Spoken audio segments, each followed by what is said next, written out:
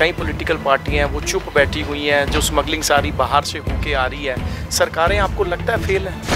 हमारा टाइप है बीएसएफ के साथ। डीआईजी शशांक आनंद जी मुझे कह रहे थे कि ड्रोन्स इतनी ऊंचाई पर उड़ते हैं कि वो उनको रोक नहीं पाते हैं जी, कैच नहीं कर पाते। और ये पूरे इंडिया पाकिस्तान बॉर्डर पे हो रहा है। अगर आप देखो कि पंजाब में भी हो रहा है, राजस्थान में भी हो रहा है, गुजरात में भी आ रहे हैं ड्रग्स। कुछ लोग ऐसे हैं जो पैसों की वजह से खुद कर रहे हैं ड्रग्स का बिजनेस। ये मेरा फोकस है गुरदासपुर लोकसभा हल्के पे, और डी एडिक्शन के लिए, और ताकि बच्चे हमारे ड्रग्स में ना जाए। 2 प्रोग्राम्स है हमारे, एक तो डी एडिक्शन है और एक के हमारे बच्चे ड्रग्स में ना जाए। 65 गाँव में आप प्लीज़ आइए और देखिए हमारी बच्चियाँ कैसे बढ़िया खेलती हैं। अब सच्चाई तो ये है कि पाकिस्तान से ड्रोन्स आते हैं और हमारे लोग जो जैसे कि पैसों की वजह से वो भी उनकी मदद करते हैं। तो अगर हम हमारा स्पोर्ट्स का प्रोग्राम बॉर्डर गाँव में भी करें तो उनका ये मानना था कि ये प्रॉब्लम्स नहीं आएंगे। का फोकस गुरदासपुर ही रहेगा या पंजाब में भी आएंगे आप? फ़िलहाल तो मेरा गुरदासपुर हल्के में है और मैंने गुरदासपुर डिस्ट्रिक्ट से शुरू किया है काम।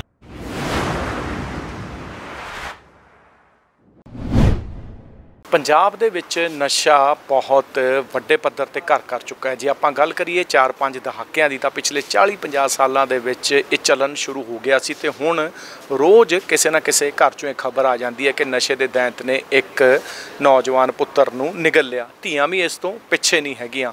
ਸੋ ਇੱਕ ਬੜੇ ਗੰਭੀਰ ਵਿਸ਼ੇ ਤੇ ਕਿ ਪੰਜਾਬ ਦੇ ਵਿੱਚ ਨਸ਼ਾ ਰੋਕਿਆ ਕਿੱਦਾਂ ਜਾਵੇ, ਇਸ ਤੇ ਚਰਚਾ ਹੋਈ ਸੀ।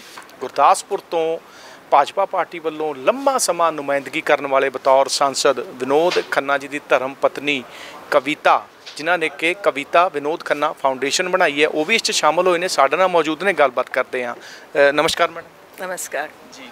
तो आप भी आज पहुँचे हैं चंडीगढ़ में, ये जो गोल मेज है ना, राउंड टेबल कॉन्फ्रेंस जो हुई है, खन्ना साहब के साथ आपको भी पंजाब की राजनीति में देखने का मौका मिला, पंजाब की राजनीति को।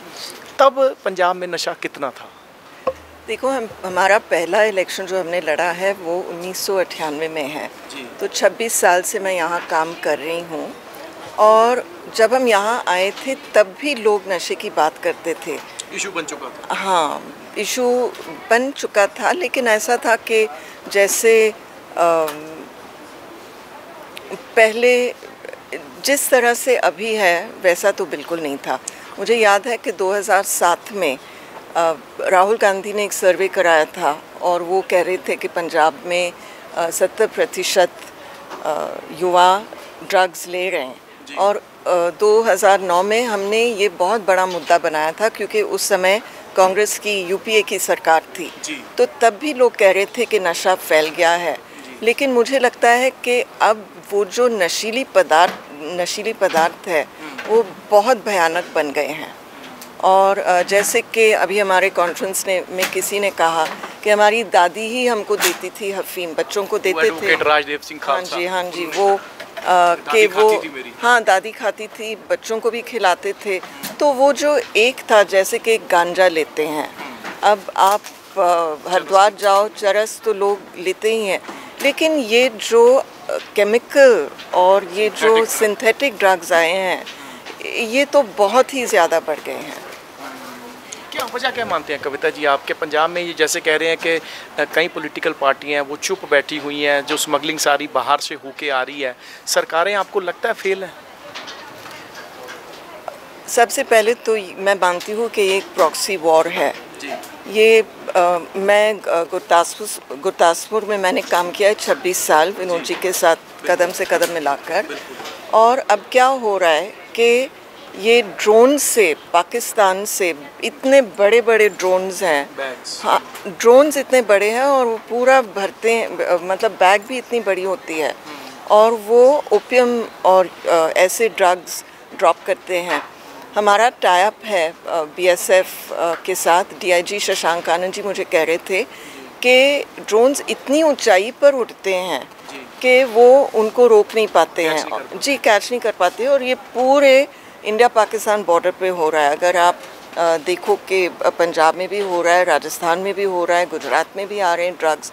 तो इसकी वजह से ये जो प्रॉक्सी वॉर है पाकिस्तान की इकोनॉमी तो डाउन जा रही है, वो अपने आप के लिए कुछ नहीं कर रहे हैं, तो इसलिए इस तरह से हमारी युवा पीढ़ी को वो ख़त्म करने की कोशिश कर रहे हैं, जो हम नहीं होने देंगे। मैडम, कहीं ना कहीं आपने भी देखा, जो यहाँ पे स्पीकर्स आए थे सबने बहुत, कईयों ने बड़े स्तर पर बात की है कि जो ओपीएम है या पॉपी हस्क है या खसखस है, उसको नॉर्मल कर देना चाहिए। अगर उसको नॉर्मल कर दिया तो जो सिंथेटिक ड्रग है, आइस ड्रग है, ये ऑटोमेटिकली ख़त्म हो जाएंगी। इस बात से आप इत्तेफाक रखती हैं? इसमें मैं एक्सपर्ट नहीं हूँ। अच्छा।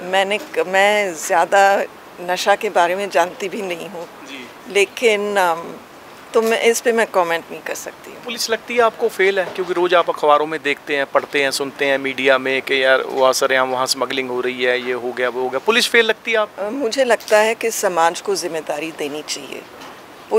हम पुलिस को बिल्कुल फेल नहीं कर सकते हैं, क्योंकि जिस तरह से पंजाब पुलिस मतलब जो जोश पंजाब पुलिस में है वो मैंने बहुत कम कहीं और देखा है, और पंजाब पुलिस ही है जिसने टेररिज्म को ख़त्म किया है।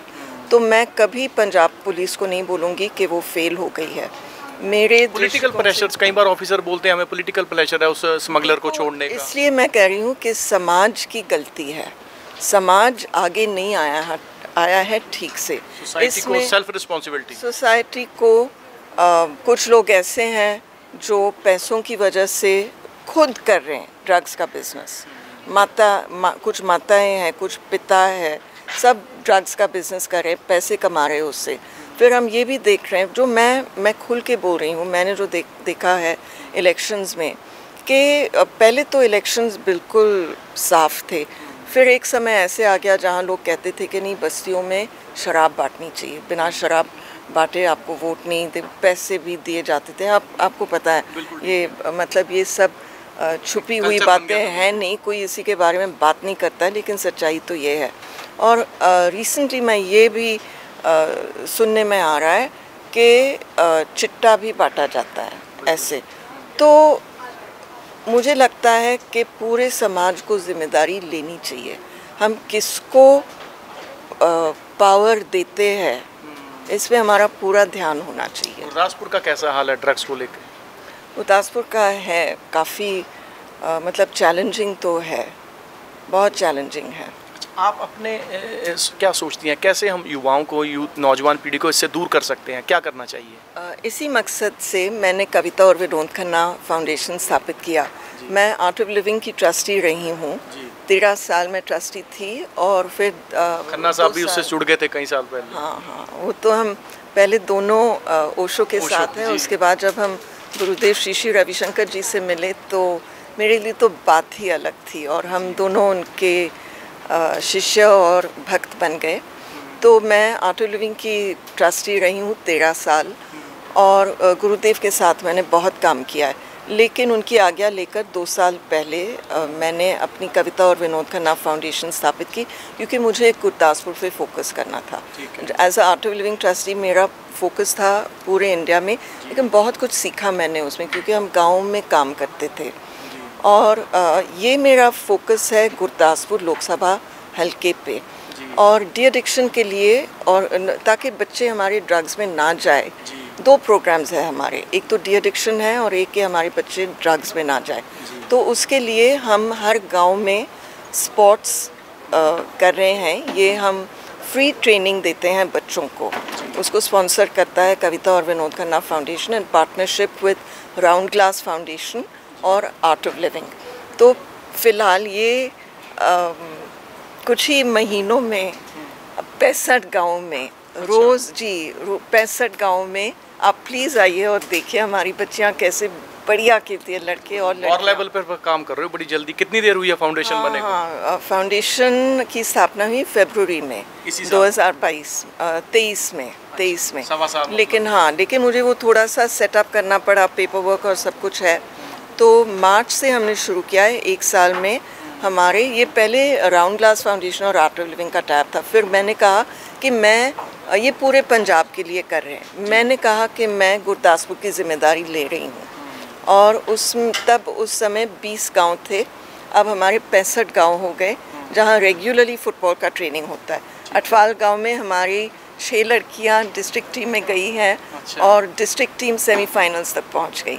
और अब अभी मैं एक कार्यक्रम करके आई हूँ जहाँ हमने 25 गांव और ऐड किए हैं, और ये है वॉलीबॉल के लिए, क्योंकि हर गांव में ज़मीन नहीं होती है फुटबॉल खेलने के लिए, बड़ा ग्राउंड चाहिए जी। तो हम वॉलीबॉल भी कर रहे हैं, और 1-2 महीने में हम और 25 गांव ऐड करने वाले हैं वॉलीबॉल के। ये हम BSF के साथ कर रहे हैं, क्योंकि शशांक आनंद जी जो DIG है इस समय बॉर्डर सिक्योरिटी फोर्स में, और उनका कैंप गुरदासपुर में है, तो उनको पता चला कि हम कितना काम कर रहे हैं हमारे ट्रस्ट थ्रू, और उन्होंने कहा कि बॉर्डर विलेजेस में उनको ये खास चाहिए, क्योंकि वहाँ क्या होता है कि अब सच्चाई तो ये है कि पाकिस्तान से ड्रोन्स आते हैं, और हमारे लोग जो जैसे कि पैसों की वजह से वो भी उनकी मदद करते हैं। तो अगर हम हमारा स्पोर्ट्स का प्रोग्राम बॉर्डर गाँव में भी करें तो उनका ये मानना था कि ये प्रॉब्लम्स नहीं आएंगे। तो आपका फोकस गुरदासपुर ही रहेगा या पंजाब में भी आएंगे आप? फ़िलहाल तो मेरा गुरदासपुर हल्के में है, और मैंने गुरदासपुर डिस्ट्रिक्ट से शुरू किया है काम, क्योंकि मुझे लगता है कि जब आप कुछ नया करते हो तो उसको सबसे पहले उसकी नींव बिल्कुल अच्छी सी लगनी चाहिए। तो अगर मैं ज़्यादा उसको स्प्रेड आउट करती तो स्केल अप शायद नहीं होता। एक समय आता है, देखो ग्राफ थोड़ा सा ऐसे जाता है, पहले थोड़ा स्लो होता है, लेकिन तो उसमें आप सीख सकते हो कि क्या चला क्या नहीं चला, किसको क्या बदलाव लाना चाहिए इसमें। तो मेरा मकसद है, हमारे लगभग 1200 गांव हैं गुरदासपुर लोकसभा हलके में, और मैं चाहती हूं कि हमारे हर एक गांव में लड़कों के लिए लड़कियों के लिए, और देखो कैसे लोग जुट जाते हैं। अभी किसी ने मुझे कहा, क्योंकि मैंने काफ़ी लोगों को आमंत्रित किया था, हमारे 21 जुलाई को प्रोग्राम हुआ था, ये आज का जो इंटरनेशनल डी एडिक्शन एंड का कल है 26 जून को, तो हमने ये किया था, उसको सेलिब्रेट कर थोड़ा पहले किया था, क्योंकि DC को आमंत्रित किया था और उन्होंने ये डेट दी थी। तो मैंने काफ़ी लोगों को बुलाया, तो इतने लोग आए, सब कह रहे कि हम भी जुटाना चाहते हैं, हमें भी कुछ गाँव दो। और एक जो हमने सोशल मीडिया पे डाला था, वो जो जूडो क्लासेस चलाते हैं पठानकोट में, उन्होंने कहा कि हमारी मदद करो, लड़कियों के लिए जूडो सेंटर्स। खन्ना साहब ने बड़ा लंबा समय गुरदासपुर के साथ जुड़े रहे बतौर MP, तो आप जाती हैं किसी न किसी गांव में, उनकी कोई ना कोई उनकी याद जुड़ी होगी, लोग कैसे अब उनको याद कर? हर गाँव में, हर घर में उनकी याद है, कोई एक घर ऐसा नहीं होगा जहाँ उनकी तस्वीर है नहीं। अच्छा। और मैं जब पहली बार जब वो आए, आखिरी बार जब वो आए थे, मैं उनके साथ थी। बीच बीच में बच्चों की एग्ज़ाम्स, ये वो हर बार तो मैं नहीं आती थी, लेकिन मैंने उनके साथ यहाँ काम किया। दिल्ली का ऑफिस में मैं काफ़ी संभालती थी, तो मुझे सारे मुद्दे पता थे। और जैसे उनकी तबीयत बिगड़ती गई अंत में लगभग 1 साल, हाँ, तो सारा मैं ही देखती थी वो। मैं उनको हम पठानकोट में होते थे, उनको कि कोई उनका केयर कर रहा है, दवाइयाँ ये वो, और मैं हर जगह जाती थी। तो अक्षय या साक्षी राहुल भी आएंगे पंजाब में इस फाउंडेशन के लिए काम? बिल्कुल आएंगे, वो ही नहीं आएंगे। अब मैं इसको अब मुझे कॉन्फिडेंस आ गया है मुझ में कि मैं ये कर सकती हूँ। इरादा तो था ही, लेकिन कभी कभी आपको पता है कि जैसे आप चाहते हो वैसे होता नहीं है, लेकिन ये अच्छे से हो रहा है। तो मैं बहुत लोगों को जोड़ने वाली हूँ, और फिर हमारा हम एक्सपैंड कर सकते हैं पूरे पंजाब के लिए। आज भी वैसे ही प्यार दे रहा खन्ना साहब को गुरदासपुर? बिल्कुल बिल्कुल, अब हम तो लोगों के दिलों में बसे हैं। ठीक है, ये मैं कह रही हूँ, लेकिन मैं कह सकती हूँ, दावे से कह सकती हूँ मैं कि हम लोगों के दिलों में बसे हैं। बिल्कुल ठीक है। सो मरहूम साबका सांसद ਤੇ ਬਾਲੀਵੁੱਡ ਦੇ one of the top actor ਰਹੇ ਵਿਨੋਦ ਖੰਨਾ ਦੀ ਧਰਮ ਪਤਨੀ ਕਵਿਤਾ ਖੰਨਾ ਨਾਲ ਗੱਲਬਾਤ ਚੱਲ ਰਹੀ ਸੀ। ਗੁਰਦਾਸਪੁਰ 'ਚ ਜੋ ਉਹਨਾਂ ਨੇ ਸੇਵਾ ਕੀਤੀ ਬਤੌਰ सांसद, ਅੱਜ ਵੀ ਲੋਕ ਉਹਨਾਂ ਨੂੰ ਯਾਦ ਕਰਦੇ ਨੇ, ਤੇ ਉਸੇ ਨਾਂ 'ਤੇ ਫਾਊਂਡੇਸ਼ਨ ਬਣਾ ਕੇ ਕਵਿਤਾ ਖੰਨਾ ਹੋਰੀ ਖਾਸ ਕਰ ਨਸ਼ਾ ਮੁਕਤ ਕਰਨ ਲਈ ਗੁਰਦਾਸਪੁਰ ਹਲਕੇ ਨੂੰ ਆਉਣ ਵਾਲੇ ਟਾਈਮ 'ਚ ਪੰਜਾਬ ਦੇ ਵਿੱਚ ਵੀ ਆਉਣਗੇ। ਇੱਕ ਇਹਨਾਂ ਨੇ ਆਪਾਂ ਕਹੀਏ ਜਿਹਾਦ ਛੇੜਿਆ ਹੋਇਆ, ਲੋਕਾਂ ਦਾ ਸਾਥ ਮਿਲ ਰਿਹਾ, ਕਾਮਯਾਬੀ ਵੀ ਮਿਲੇਗੀ, ਪਰ ਕਿਤੇ ਨਾ ਕਿਤੇ ਨੌਜਵਾਨਾਂ ਨੂੰ ਵੀ ਚਾਹੀਦਾ, ਜਿੱਦਾਂ ਕਵਿਤਾ ਉਹਨਾਂ ਨੇ ਕਿਹਾ ਮੈਡਮ ਨੇ, ਕਿ ਸਰਕਾਰਾਂ ਜ਼ੋਰ ਲਾ ਸਕਦੀਆਂ ਨੇ, ਪੁਲਿਸ ਜ਼ੋਰ ਲਾ ਸਕਦੀ ਹੈ, ਪਰ ਸੈਲਫ ਮੋਟੀਵੇਸ਼ਨ ਚਾਹੀਦੀ ਹੈ ਤੁਹਾਨੂੰ। ਜੇ ਤੁਸੀਂ ਨਸ਼ਾ ਮੁਕਤ होना चाहते हो, पंजाब ਦੇ ਵਿੱਚੋਂ ਇਹ दाग ਜਿਹੜਾ है अपनी कोशिश करके धो के रहेंगे। प्रोग्राम्स कर रहे हैं हम, मैं उसको संक्षिप्त में आपको बताऊंगी कि हमारे और भी जो प्रोग्राम्स है, एक तो हम डी एडिक्शन कोर्सेज भी कर रहे हैं। और ये आर्ट ऑफ लिविंग के माध्यम से, क्योंकि उसमें योगा होता है, मेडिटेशन होता है, स्पिरिचुअल, क्योंकि जब डी एडिक्शन सेंटर में तो आप आते हैं, लेकिन जब आप वापस जाते हो वहीं गलियां, वहीं माहौल, वहीं दोस्त, ये माहौल तो वही होता है। तो वो जब बिल्कुल वो अर्ज आती है कि हमें लेना है ड्रग्स, तो मन में आती है ये। तो मन को कैसे शांत करो, उसको कैसे हाउ टू कंट्रोल, ये डी एडिक्शन में हम कर रहे हैं। तो अभी हमारा टाइप हुआ है पठानकोट सिविल हॉस्पिटल के साथ और गुरदासपुर रेड क्रॉस के साथ सेंटर जो है उसके वहाँ हम 1 साल से कर रहे हैं।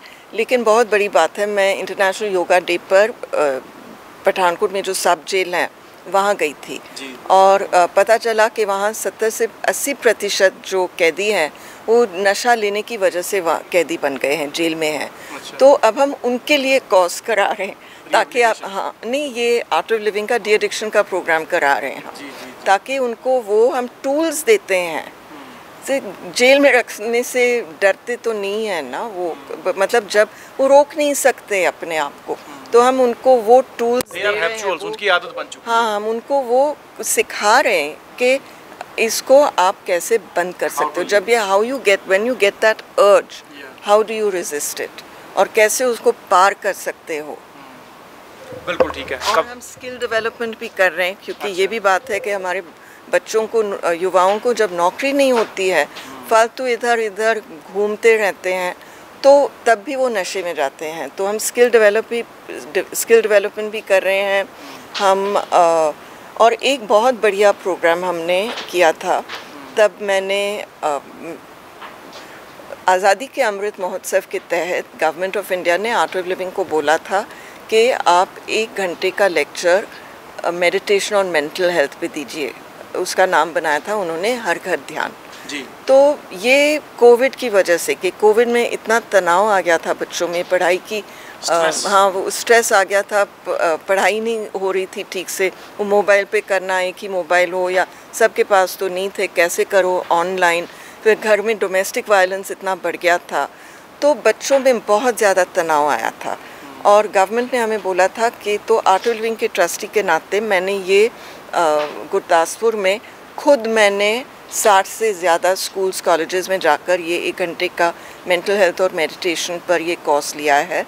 और उसके अलावा मैं लगभग 600 स्कूल्स कॉलेजेस तक पहुंची हूँ, प्रिंसिपल्स को बताया है ये सारा प्रोग्राम, और मैं पूरी कोशिश करूँगी कि बच्चों का स्ट्रेस कम करने के लिए हम ये दोबारा चलाए। तो इसी कॉन्फ्रेंस में मैंने ये सुझाव दिया है ऑर्गेनाइजर्स को, विनीत जोशी जी को, और कहा है कि ये गवर्नमेंट ने हर घर ध्यान 1 साल के लिए रखा था आज़ादी के अमृत महोत्सव के तहत, लेकिन अगर वो इसको एक्सटेंड कर पाए तो हम हर जगह जाकर करेंगे।